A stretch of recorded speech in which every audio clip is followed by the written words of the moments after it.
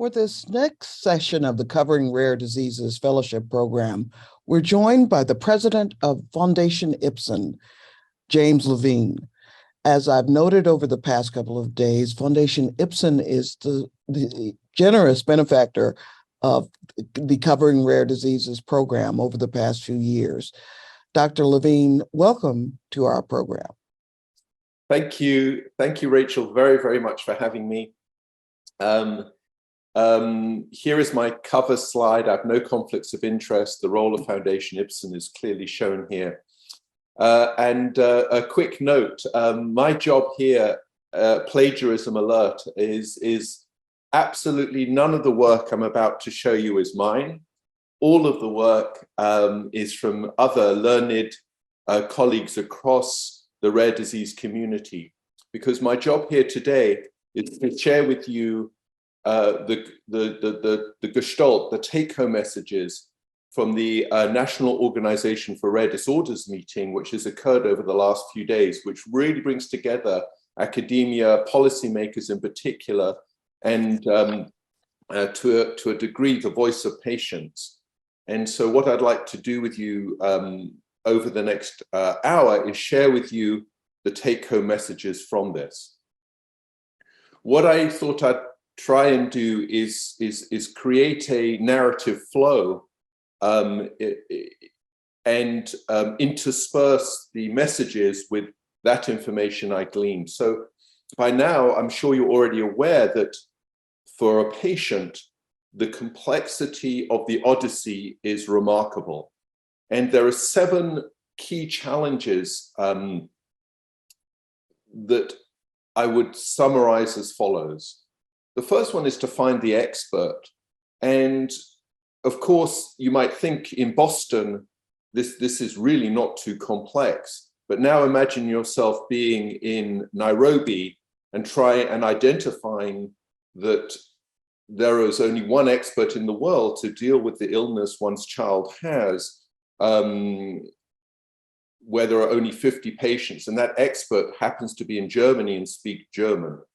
And so finding the expert is a major issue, and navigating the healthcare system to actually connect to that person is almost as complex as finding the person themselves. The second challenge is the quality of healthcare.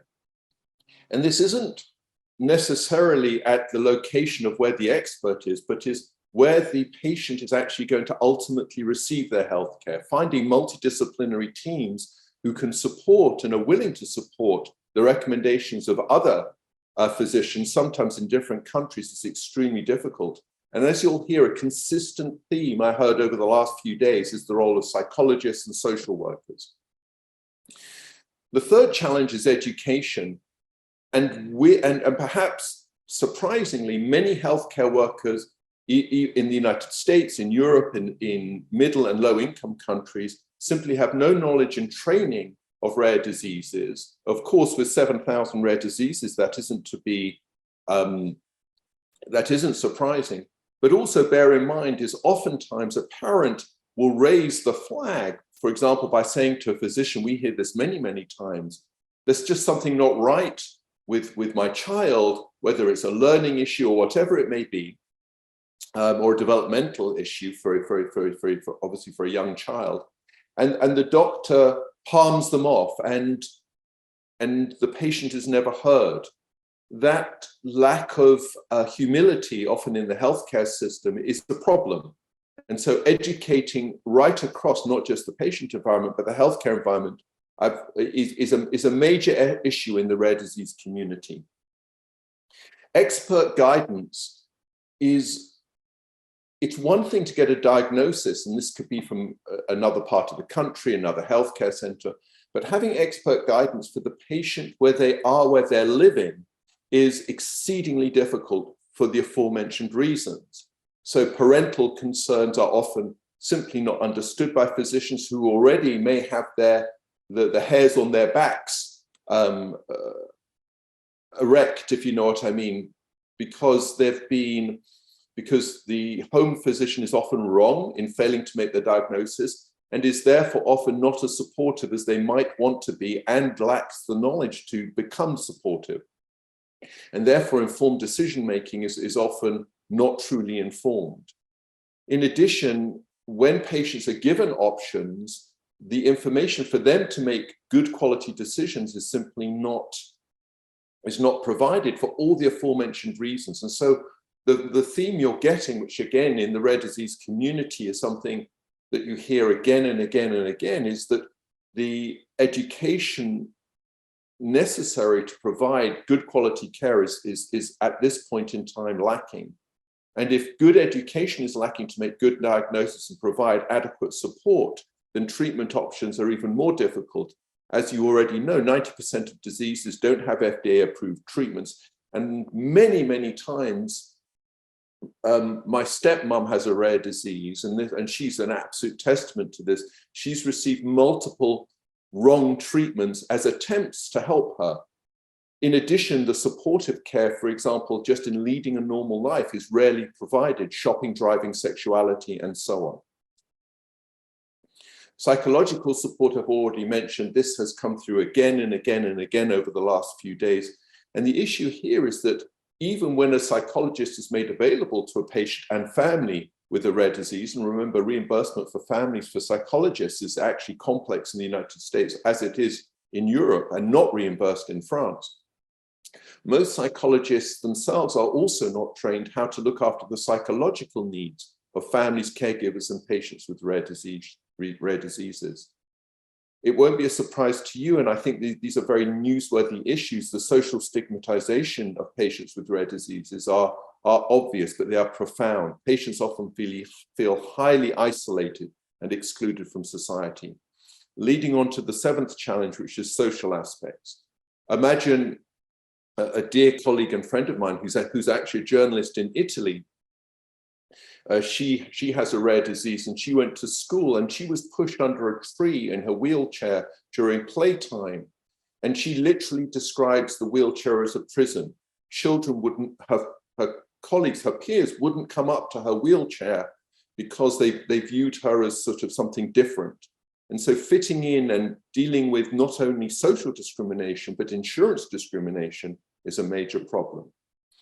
Now, there are centers of excellence emerging in the United States, but I just wanted to alert you to high levels of organization. Particularly Japan has a very good model for trying to integrate this entire process. It's shown here.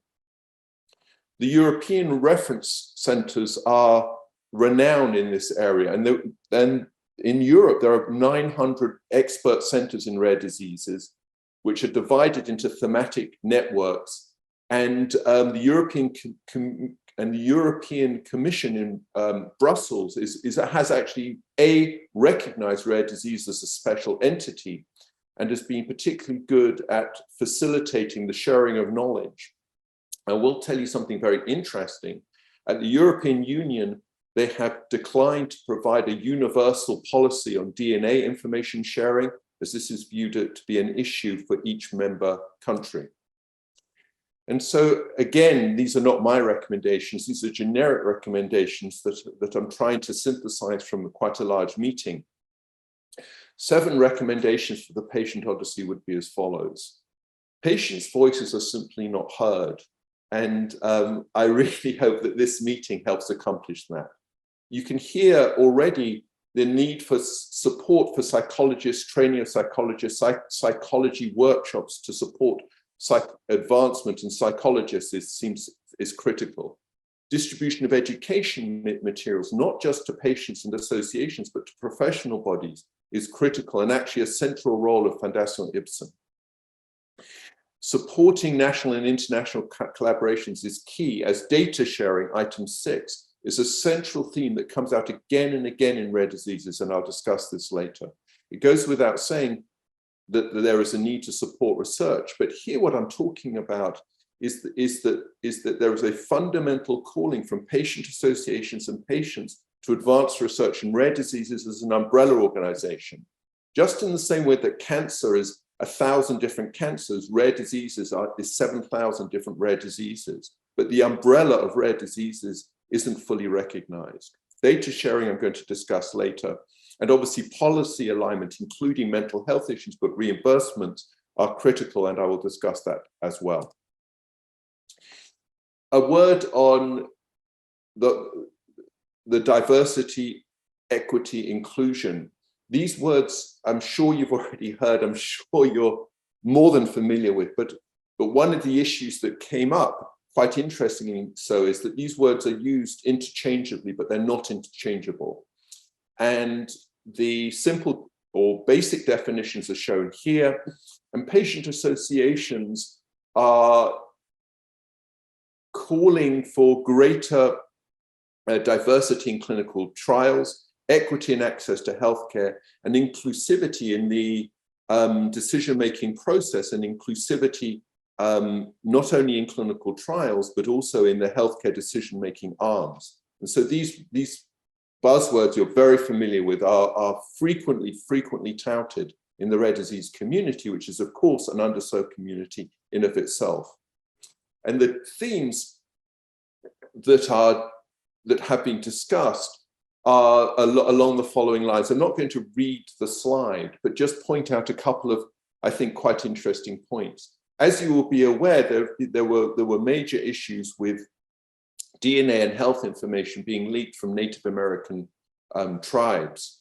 And this is an area where there is deep mistrust. And so repairing that mistrust is step one in terms of building trust. And what I've noticed is that there is a science of relationship building. A lot of these sort of almost pseudo cliches at this point, from my perspective, are becoming quite robustly studied, that it takes years to build relationships. Relationships need to be bi-directional. There needs to be a customized approach. Of course, there's no point using the same program for a Latino DNA permission concept than working with Native American tribes. It's obvious, but not appreciated. And one size certainly does not fit all. Different subgroups of the community require different approaches. So coming to this issue of data sharing, from what's very interesting from a patient perspective, and this is one of the parts of the conference where patients actually were very consistent. Patients will tell you with rare diseases, when you speak to them, that they're approached by multiple different data registries. So each patient will be approached by different registries run by different people with different objectives, all of whom may be very, very good and positive and helpful, but nonetheless, this is the perspective of patients. And patients will tell you that many of these registries, from their perspective, seem to overlap. They're asked the same questionnaires by each of these registries, and patients don't really understand why there is no conglomeration of the multiple registries and things aren't made more efficient. And patients, and often particularly patient associations, and remember, most patient associations in rare diseases, 7,000 rare diseases, approximately multiple thousand rare disease associations, 1,700 logged at NORD. These associations are obviously run by people who are volunteers and often parents of children. And so they get overwhelmed by requests for data registry information, number of patients. And in fact, multiple patients can get logged differently into different data registries. So this issue is a major issue in terms of building clean data registries. And you'll see the importance of these later. Another issue, which is actually quite important, is that, and we heard multiple stories of this, is that one patient can be seen at multiple centers. For example, there was one patient who got their sequencing done at UCSF, who got a therapeutic regime in Boston, at Boston Children's. And there was actually Hopkins was the third center. So that one child had actual clinical data at 3 different centers and theoretically appeared in 3 different registries in with 3 different identifiers. So the bottom line that we hear again and again is chaos. But the biggest message, and this is where I think the rare disease community is probably unique, is that patients with rare diseases who are scattered around the world, and remember, ultra-rare diseases may have only 50 patients, are highly supportive about their data being shared. They are highly supportive, and this is consistent about their data being shared, because it's self-evident that this is going to be the method by which new treatments will be developed based on the conglomerate of patients. However, there is recognition that there's chaos. One approach to dealing with this is what's shown here. It's got an extremely long name, and it's known as the RDCA DAP, Data Collection Center. And the website is shown there. But what you can see is what they are trying to do is deal with exactly what I've just mentioned, which is to bring together these data bases, vault them, clean them up, standardize how the information is used, and then use these subsequently to develop therapeutic and investigational regimes. This brings me on to the issue of access. And rather than discussing access just as a broad gestalt, what I'd like to do is just focus on one concept, because that one concept, in fact, relates to what's happening right across the rare disease community. I'm going to discuss the issue of patients in regional health systems. So this could be a patient in a remote part of Indiana, but it could also be a patient in sub-Saharan Africa diagnosed with a rare disease. And these issues are quite consistent. And what I'm going to do here again is bring together several different speakers or several different concepts and share with you this idea of the challenges faced by access challenges faced by patients in remote areas, and point out ahead of time that these weirdly are exactly the same as almost all patients, even in cities. So in terms of regional healthcare systems, patients with rare diseases have to often travel long distances to actually get to any healthcare system, let alone one that is aware of the disease that they have. Once they actually reach a healthcare center, whether that's a primary healthcare clinic run by an NGO, or whether that's a healthcare clinic for an underserved community in the United States, or similarly a healthcare center in Europe, often there's a lack of highly specialized medical staff. And this can even be the lack of a pediatrician. So general practitioners are often running these clinics. So there aren't even pediatricians, let alone pediatricians with any subspecialist knowledge in rare diseases. The fact that there are often medical centers that don't have pediatricians speaks to the lack of complex medical centers. And in those aforementioned lacking medical centers, lack the ability to perform the necessary testing. And these days, DNA testing can be from a cheek swab mailed in, can be obviously from blood samples, but also importantly, specialized testing also involves phenotyping. In other words, the ability to measure or assess the physique, the physicality of a patient, plus the standard blood testing, and A, realize that there is a rare disease, and B, diagnose exactly what their rare disease is. Thirdly, there are other forms of testing, such as urine and PKU and skin testing and other blood tests that can identify the components of a rare disease. But in basic primary care centers, none of the aforementioned are available. And then, as I mentioned to you, this would be a repeated theme. These centers also lack the specialized support staff at all. For example, a patient with a rare disease going into a remote healthcare center is going to need psychology and sociology and social support, social services support. But these healthcare centers may not have that at all, let alone with specialized training. So starting at home, patients are often misdiagnosed. This is a critical issue because misdiagnosis often invariably actually brings mistreatment. And those mistreatments can actually have negative consequences in of themselves. The follow-up, the data suggests that when physicians and paramedicals don't know a diagnosis, they're less likely to follow up with the patient than one, for example, with diabetes or something such as that they're familiar with. And so these patients often simply get lost to follow-up. The physician doesn't know what's going on, doesn't particularly want to engage, nor has the capacity to engage, and these patients can get lost. But at the end of the day, the best case scenario is what's termed the big city visit. This is where a patient with a rare disease is sent to a center of excellence. The problems with this are multiplexed, and include simply very simple things like the cost of staying away from home, whether that can be in a hotel, whether that can be even in sort of rental accommodation. There are multiple stories in underserved countries of people living in bus shelters.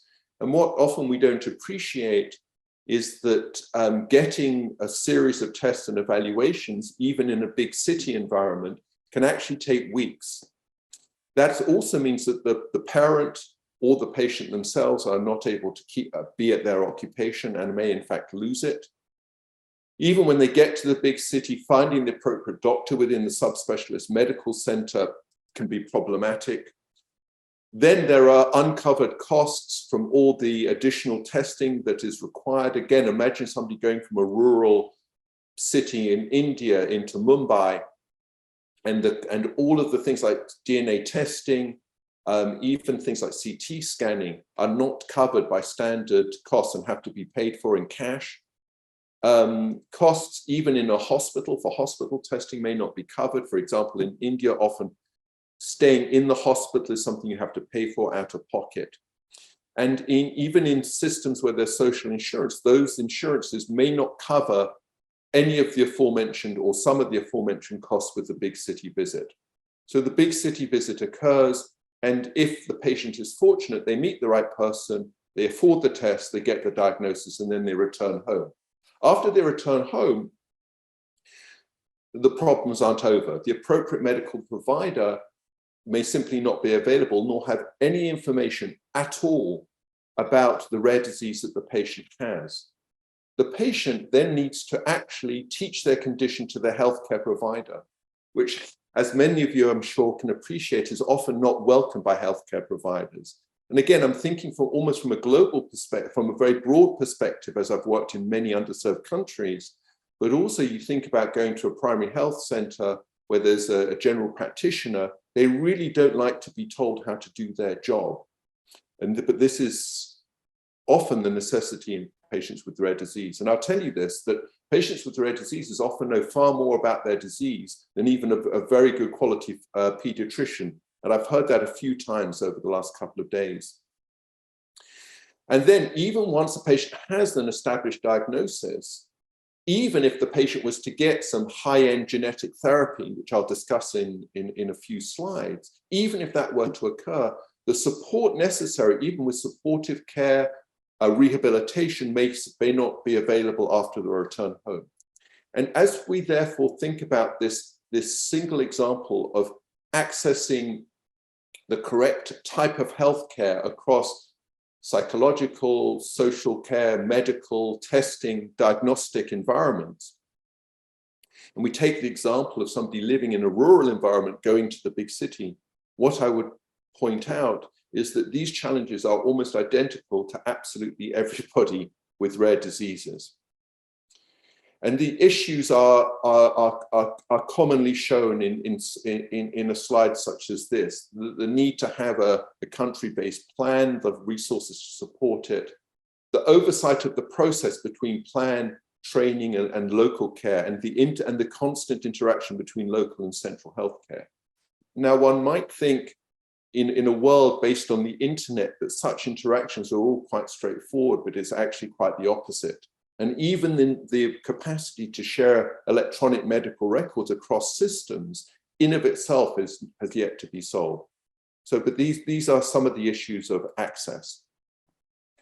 To change tack completely and moving on to therapy, there were a lot of presentations from the FDA. And what was really interesting to me is the FDA is obviously heavily engaged in this space. They're fully aware of the rare disease challenge, and the data I'm showing you are all directly gleaned from FDA sites. And the reason I'm showing the data to you, which I suspect you're already completely aware of, is simply to point out that the FDA is fully aware of all of this. The Orphan Drug Act was passed through Congress in 1983.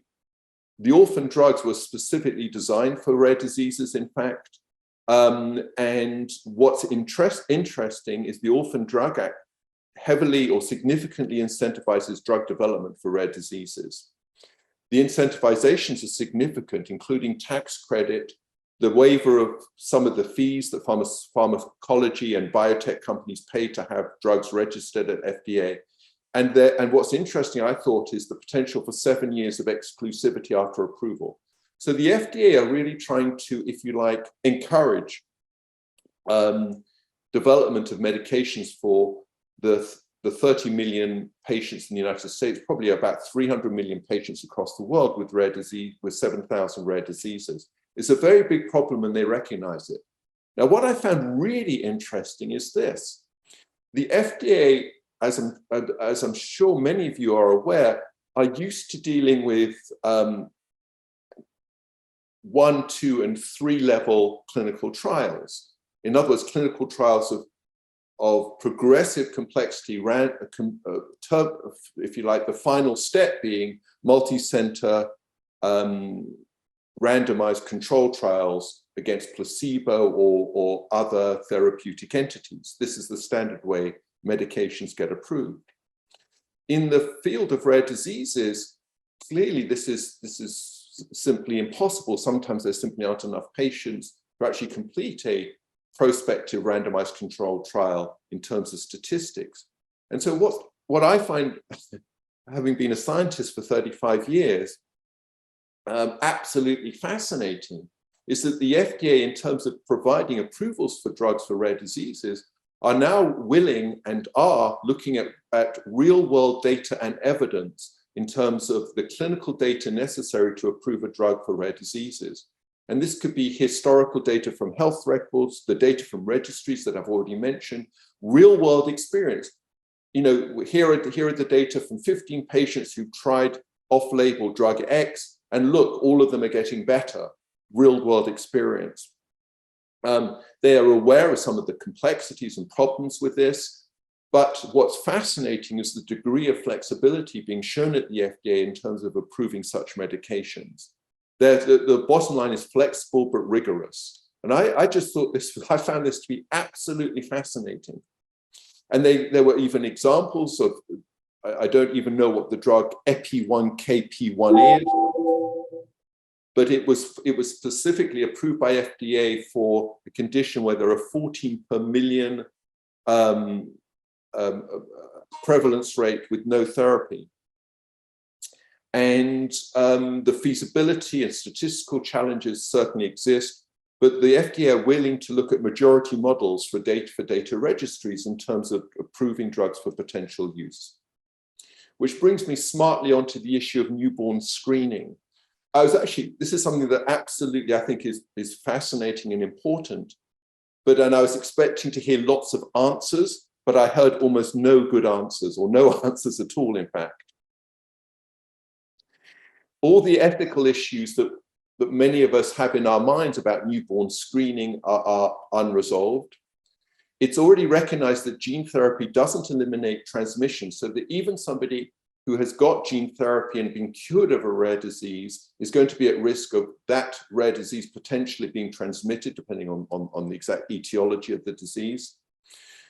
There was one patient who spoke up about the fact that she was gene positive for a disease, and rather than waiting for neonatal screening to come on board for this specific disease, she went through voluntary sterilization. So I think these stories, and she spoke extremely passionately, but these stories are out there. And of course, there's the ongoing debate about identifying a gene for a condition such as Huntington's chorea or even Alzheimer's that may affect somebody many years later. What are the rights of the child versus the rights of the patient? And another concept I thought I'd share with you is this idea of state-sponsored discouragement to screen.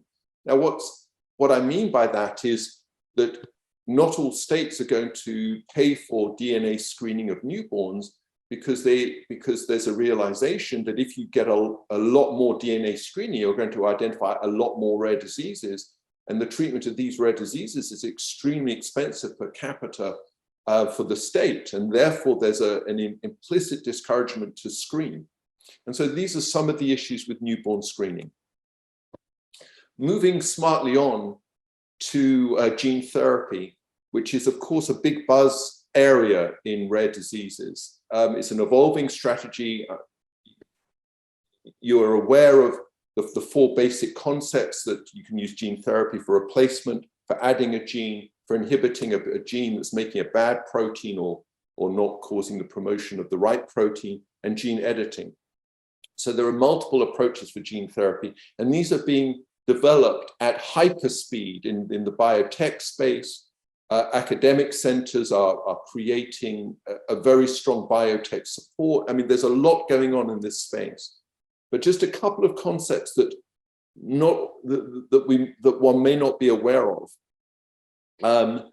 The first thing is that even when gene therapy may exist for a given condition, a person may not be eligible for that gene therapy, even if they have a gene deletion or miss coding that is applicable for that gene therapy.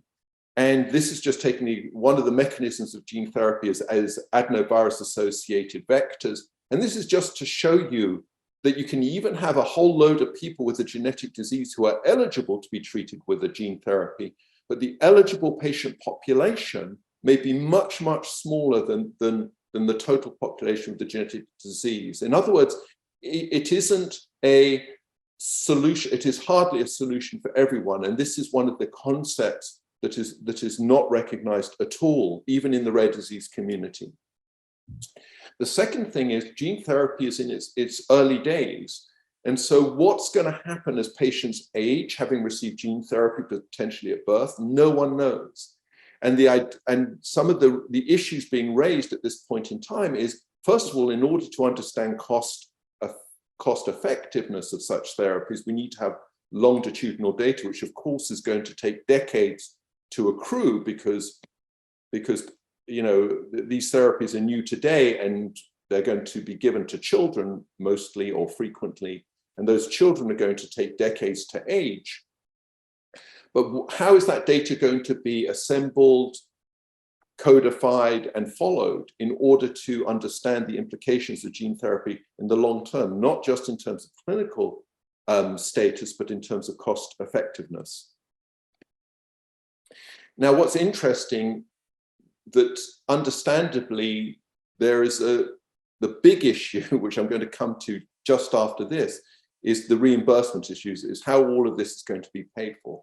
But a big part of that argument that you will hear again and again is that the potential benefits of gene therapy extend beyond the obvious. And this is a brief characterization of what those benefits are. First of all, just for the patients themselves, obviously the goal of the therapy is to reduce the burden of disease and improve the quality of life.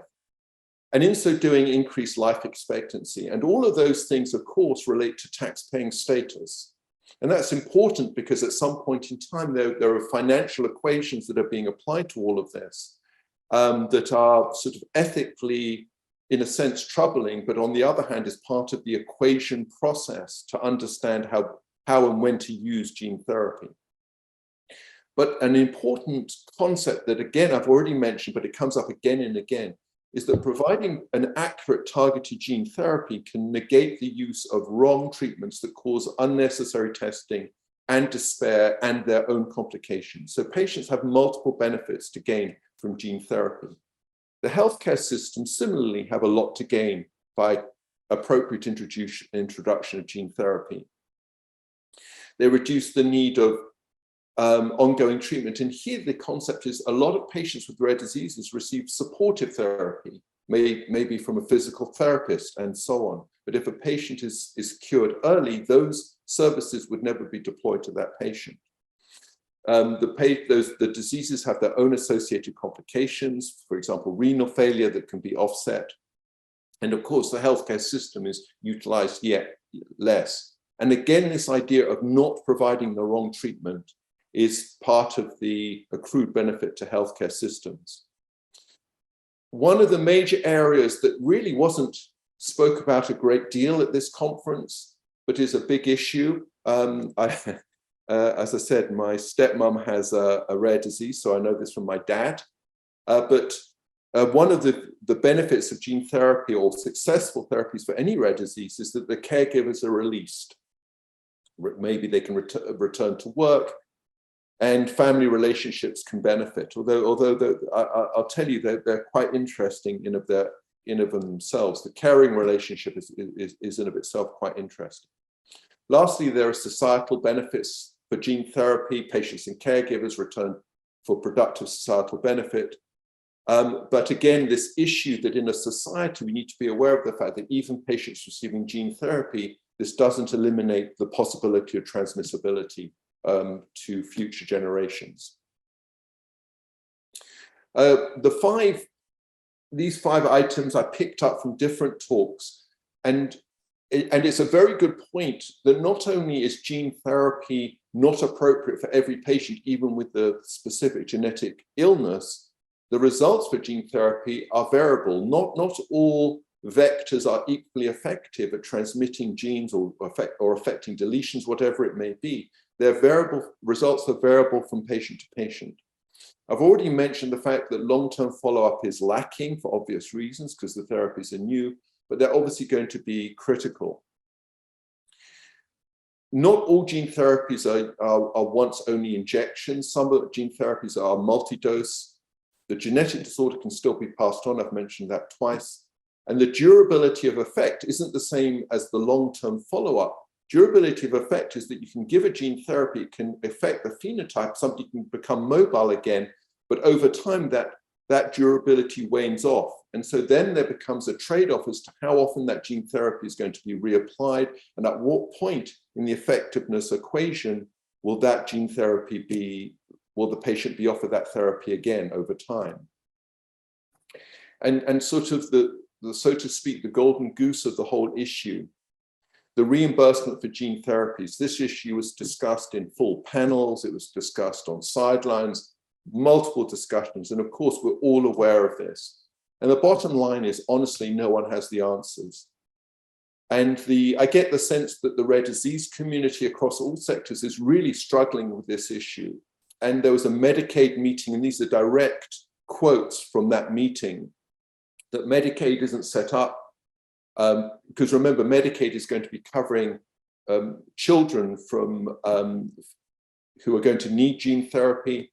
And so these are their words, not mine. They're not set up from a financial standpoint to absorb this. There's no question in their mind that these therapies will have significant value. We're not set up to absorb these costs, the need to think creativity. And the obvious idea is, of course, that there'll be trade-offs. Some things will be paid for, but other things cannot be paid for. But Medicaid also noted that subsidiary costs need to be put into budgets. And that is, just as we discussed for remote access, that the idea that often children and parents will need to be staying in hospitals and healthcare centers for weeks or even months while these therapies are devised and provided. And that support needs to be provided as well. Other concepts for pricing are listed here. I mean, it's known that some of these therapies are going to be extremely expensive, and there are lots of methods of thinking about this. And in this group of at NORD, at the meeting I've just been at, these are the ideas that were talked about. I'm not going to read them. I'm just going to focus on a couple of issues that came up multiple times. So one of the big issues is that, again, remember, particularly with children, is that even in a healthcare plan, a child may be on a healthcare plan at the age of 1 or 2. The payout may occur, whatever that may be, significant and substantial. But then as that child ages, the child will move over to another healthcare insurer potentially. And so how does that relationship, that's what a cross-payer plan talks about, is how those costs will be split across different insurers. The idea that there will be value-based agreements, that there will be cost-effectiveness studies, and so on and so forth. And another issue related to state budgets and how state budgets are going to deal with this, because it's exactly the same, that you can be born in one state that has significant support for these kind of therapies and then move to another. And this issue came up again and again, and it was it was said, and the entire audience burst out laughing, was that, well, the federal government should pay for it all. But it was quite interesting how that was received. And so this is just my final message, and I'm going to stop. There's an audience here, and the audience is literally hundreds of millions of patients across the world with 7,000 rare diseases, most of the time not receiving the right or correct treatment, nor there being a good treatment available. There's then a sort of, in terms of the audience, patients are number one, but those patients are often represented by small associations, sometimes with 7 or 10 or 100 members. The academics are pitching in to try and help. And then as you go down the line, the audience, of course, gets smaller and smaller. At the end of the day, at the bottom of the pile are the regulators who need to make the decisions to support the hundreds of millions of patients who need their help. But interestingly, when you actually look at those who actually yield the power, the power equation is the diametric opposite, with the regulators at the very top. And as I said, the meeting I just went to, I was struck by how significant the importance of the FDA, the government, the European Commission, the Japanese Commission will be in all of these issues. And as you go down the power equation, it's the patient's voice that is the quietest. And I found that a paradox. And so I think this meeting with you is critically important, because above all else, you are the people who can give the patients a voice. And on that note is where I'd like to stop. Thank you very much indeed for listening. And thank you so much for inviting me. Dr. Levine, your presentation was so comprehensive. You've almost answered all of the questions that I had. So, in fact, one of our fellows has written that she will be able to put together a fairly comprehensive infographic based on the information you provided. So we are so grateful. Thank you. I want to get us started because I have an observation that I feel you'll have some terrific insight into for the journalists before we get to their questions. One of our speakers yesterday spoke about the ethics of rare disease research and treatment. And the point that she made was that very much of the media coverage of this topic focuses on people with higher education, who have access to resources, who live in areas where they have some proximity to the kinds of therapies and the issues that we're talking about. But when we look at the world at large, much of the dire impact is on people who do not have this kind of access and resources. So the question that I have for you is, tell us more about the motivation for producing this fellowship when it comes to the possibility of producing content about people who may not have this access, who may not be as relatable to the readers of the New York Times or the readers of the LA Times, et cetera. Why is it important that this cohort of journalists really expand the range of voices? Well, wow, thank you. And thank you to the National Press Foundation for doing this. Thank you for your question. So the answer is really simple. So there's a report in the BBC of children with cerebral malaria, rare disease, being burnt at the stake for being witches. Dr. Levine, let me stop you there and ask you to please unshare your screen so that we can get a better look at. There you go. Hi. So the first thing is, there was a story in the news about 6 to 9 months ago of children in a remote environment in Africa, in sub-Saharan Africa, being burnt at the stake with cerebral malaria because they were viewed as being possessed, whereas in fact they actually had a treatable illness. And the issue of social stigmatization is so, again, again, I think of Rita, who's the journalist I mentioned, and she grew up in Italy. I mean, the idea that, you imagine, God, it's like growing up as a child with feeling ostracized from your community every hour of every day, multiple times. I mean, feeling completely separate from society. And that isn't cured by gene therapy. And that isn't cured by, remarkable therapies or even psychologists.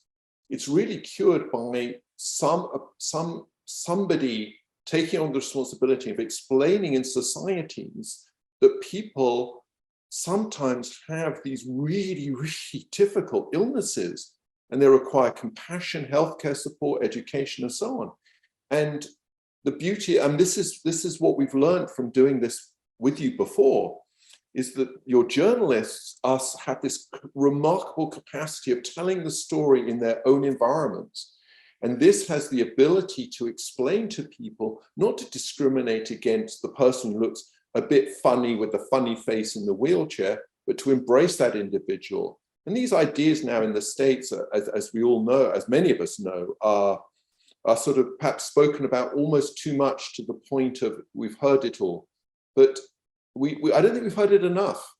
And that's almost the biggest issue here, is addressing the issue of stigmatization in society. We have a question from Alice from Brazil. Alice, are you available? She's asking if NORD maintains any kind of exchange dialogue with organizations from other countries. Yeah, the answer is absolutely yes. At the meeting, I had sub-meetings with those from the European Union, but very interestingly, not from underserved countries. There were representatives from Japan, there were representatives from China. And again, I think one of the things we highlighted last year, and in fact, the UNESCO report on science points out, is again, if you want to examine the issue of health disparities, this is a major area of health disparity. You look at middle and low income countries and representation in even meetings like this in Washington, DC, and there are very few representatives from out of the high income country domains. The other areas of health disparities I would politely add are those from in poverty-based areas anyway.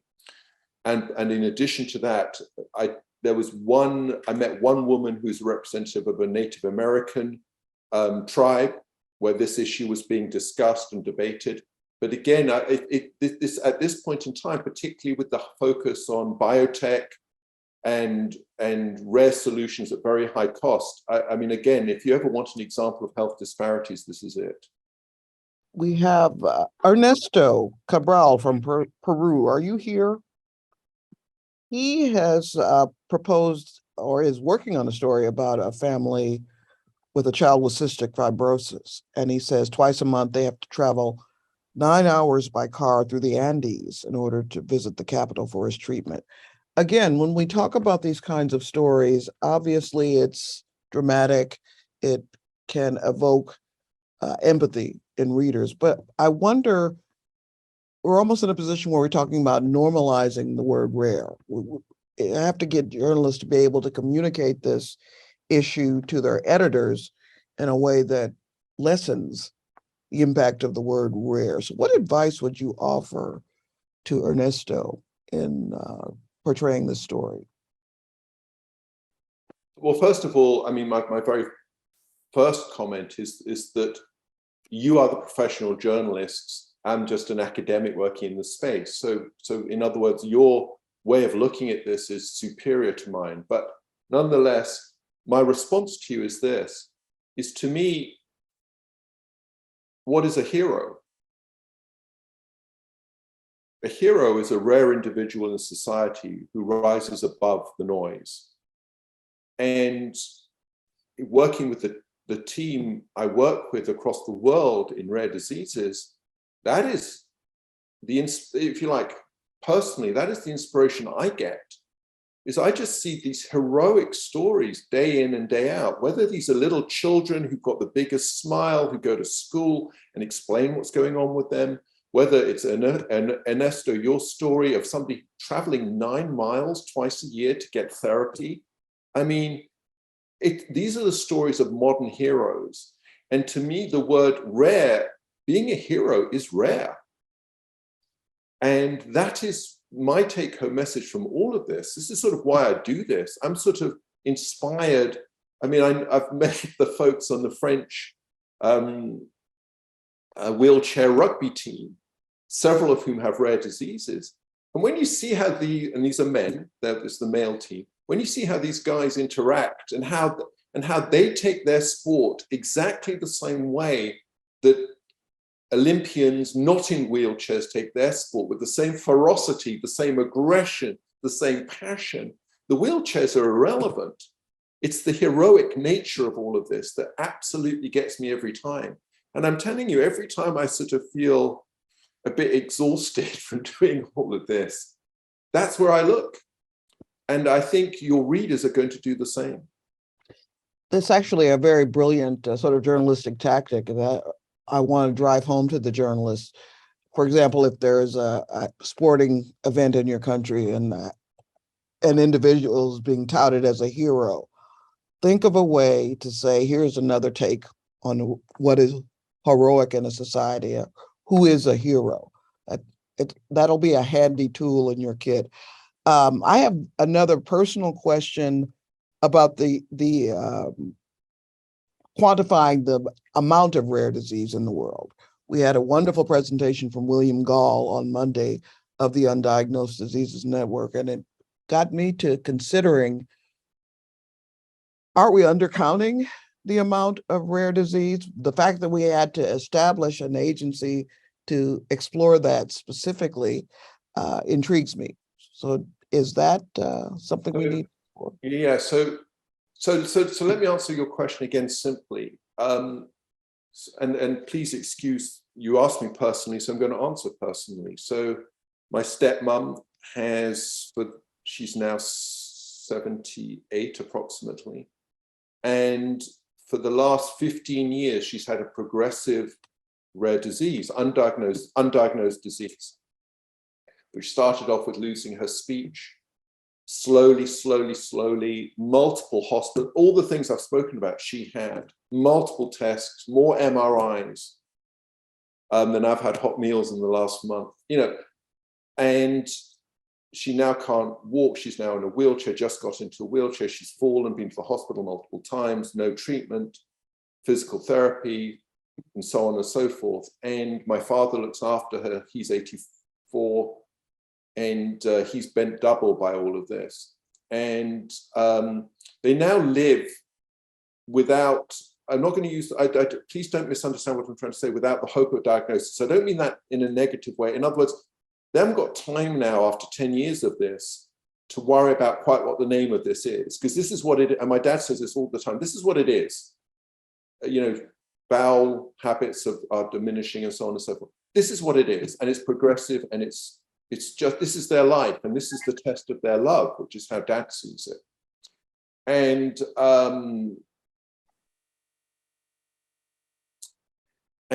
obviously, no greater test of love can there be, I suppose. And again, I've seen how my dad does all of it. My kids know this as well. He's basically sort of sacrificed himself for this calling, and Amala, and she knows it too. So all of this is what it is, and it doesn't have a name. Okay, it doesn't have a name, and it doesn't need a name, except in some statistical log. And all of that statistical log and that database and the genes are all really, really important, no question. And one day there will be a name for this, and one day there'll be a treatment, and one day somebody else will not have to do what they've done. So that I accept, and all the numbers I accept, and the numbers are horrific and they're big. But really, when it comes down to it, it's really about these sort of heroic adventures that people, and in this case, their caregivers have to go on. And quite frankly, the numbers are so big and so terrifying. I wouldn't recommend getting lost in those statistics because there are so many sort of stories of bravery, heroism, and defeat, actually, that are being told here, and the challenges that patients are going through. And I'm now not talking about my own family, but real, kids. You just can't imagine what it's like to be baited every single day. I mean, these stories have to be told. And maybe there are going to be so many stories told that rare doesn't appear rare anymore. But maybe the other way of looking at it is there just aren't enough heroes anyway. I can't think of a better, more evocative answer to a question. If there aren't any other, I'm trying to see if there are any Zoom hands being raised or any other questions. Let's see. Shiraz Hasnat from Pakistan says, what is the top problem regarding patients' rehabilitation? What is the top problem or solution for developing countries? I guess to providing rehabilitative support.